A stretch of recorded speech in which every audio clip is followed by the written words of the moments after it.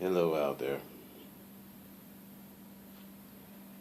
Now, there's a video that I've been meaning to do, but it's 3 o'clock in the morning where I am in the eastern United States,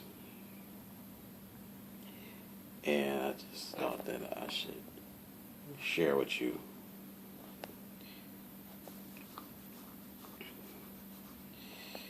let's see, my hypothesis of the coming and the bringing in of the New World Order.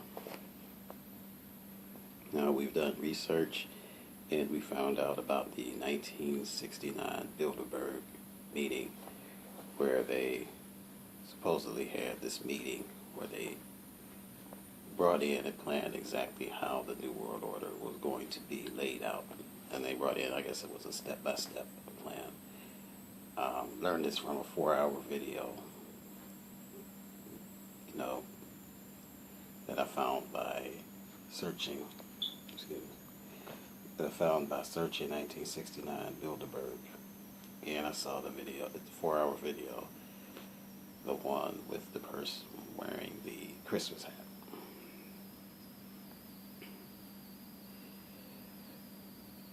What you don't know, or what's not out there, is how I've been watching these events since the late 80s, early 90s, where I remember Bush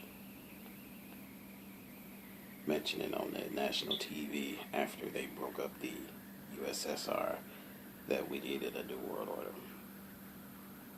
And it was probably around that time that they began meeting with, underworld figures and, radicals all over the world.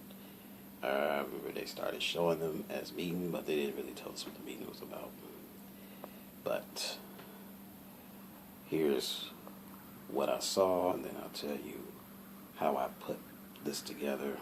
So it's not actual fact, it's just something that you can view and think of on your own and see what you come up with. But Bush lost the election in 1992.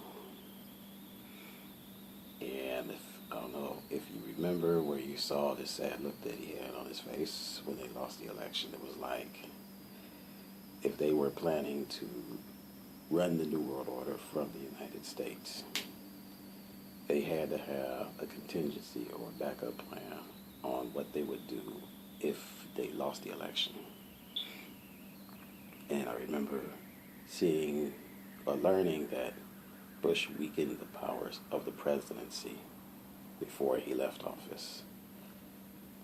And in doing so, I think what he did was he delegated or gave some of his power over to the chief justices.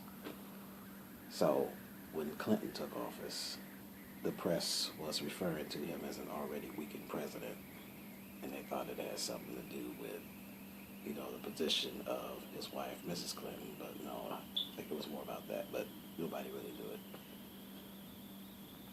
And then later on, we had the Monica Lewinsky scandal.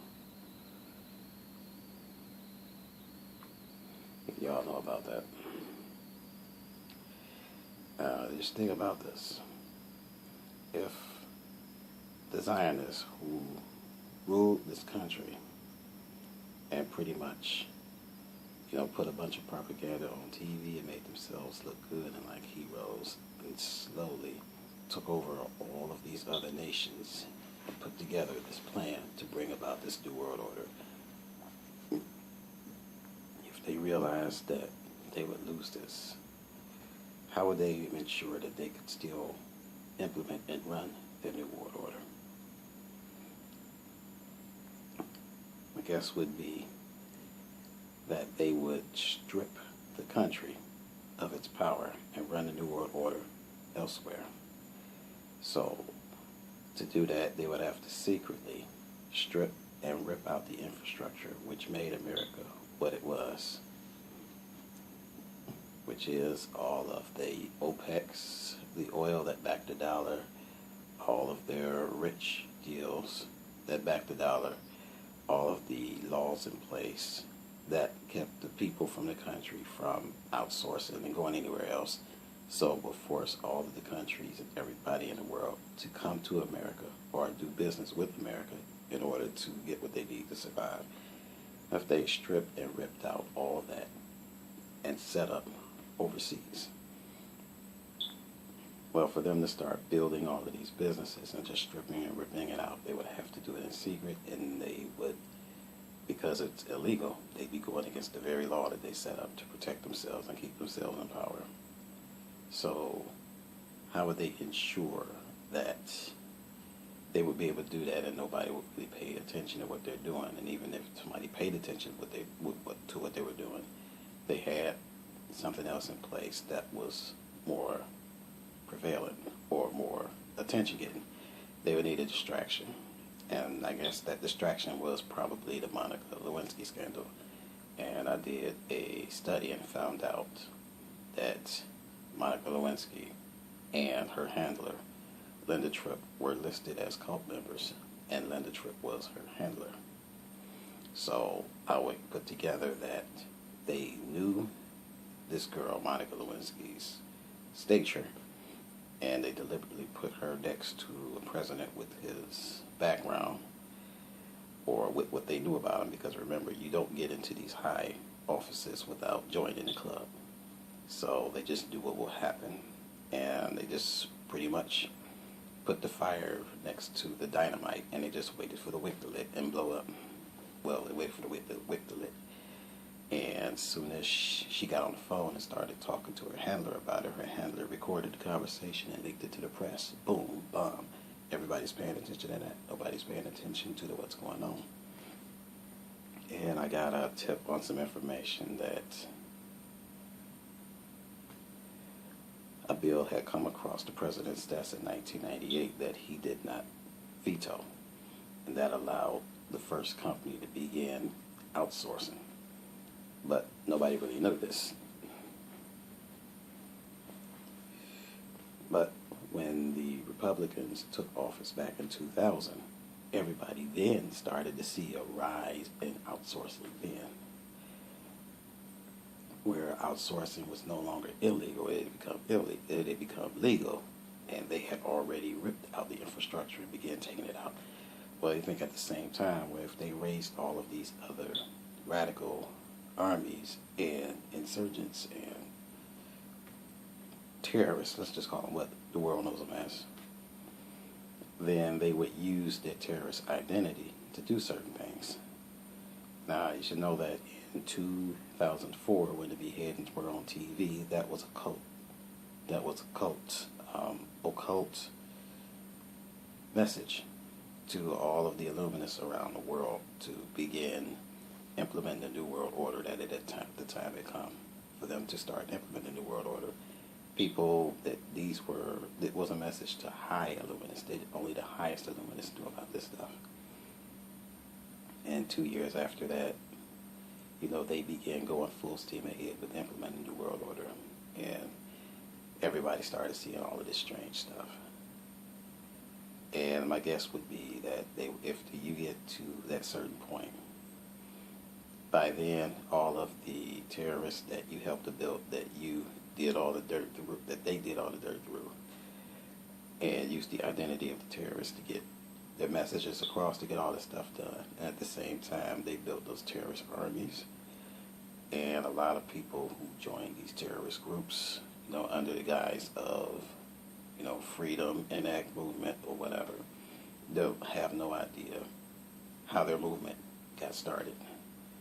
And so by the time, if it got so large, then they began to slowly bring their members out of it. So the only thing that are left are the actual groups that they trained. And we would know this nationally on TV as them nationally training the security forces overseas. But we really don't know what they're doing. They could be training the terrorists. We don't know, but then at a certain point, the terrorists pull out. Or, I'm sorry, not the terrorists, but the Zionist members who built the terrorists, they pull out and let the terrorists go.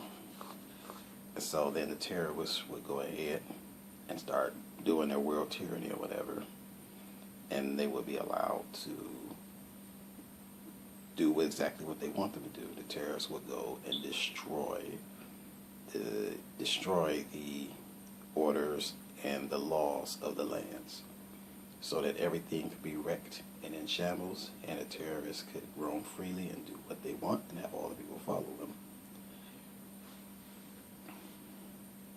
But what they really wanted these terrorists to do was to destroy their own legal systems, all the systems that made the country what it is, because, of course, for them to show up and offer aid to sick and all of these other, offer aid and relief, they would have to show up and look like the heroes and save people from the state of emergencies, which is somehow going to be enacted on them. We don't know in what forms they're going to come in, but these people were well prepared for this stuff, if that's true. Well, if that's true, that means that the Zionist members who began this movement, or the movement, are no longer a part of those governments, because they would then be the quote-unquote police, or people waiting to save the people after everything goes from sugar to chaos. And I guess this is just what I have put together. I've been wanting to do a more interactive and detailed 3D graphic type video, but I don't have the equipment and I don't have anyone helping me do this, so this is the only way that I can talk to you. I know it's probably not as exciting, as most of us are trained by television programming to only accept programs that are pleasing to our eyes visually and to our ears auditorily. We are, yes. They spend a long time programming and brainwashing us. This began as a country of moral, religious belief. But when they took power and took control in 1870, and this place then became property of the crown, and they started implementing all the laws where we as the people would be property of the crown, implementing all the laws where we as the people would be declared war upon. All of these were already in the legal system. Well, I mean, all in the property system, but they had to figure out a way to implement it and enforce it and get us to accept it. And they took their careful, sweet time putting that together. That's a hypothesis. And if that's true, and if we really are a country of moral, religious character, the way it started, our God, of course, is real. In America, our laws are Christian-based, which were designed to protect us, citizens of America, from religious persecution.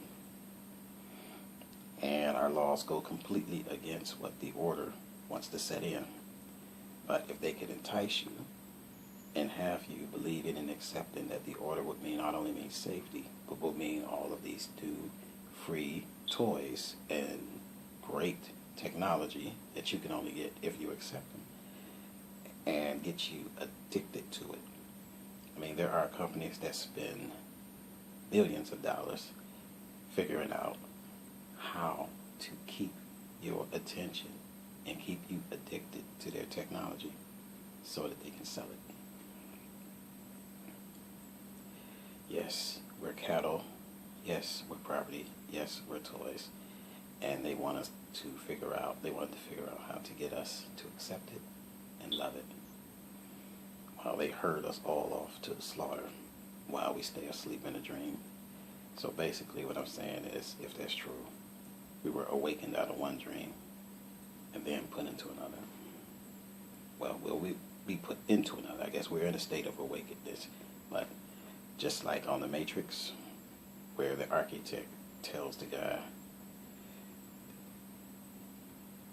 Neo is not beyond their control, visual control, they already planned for his coming.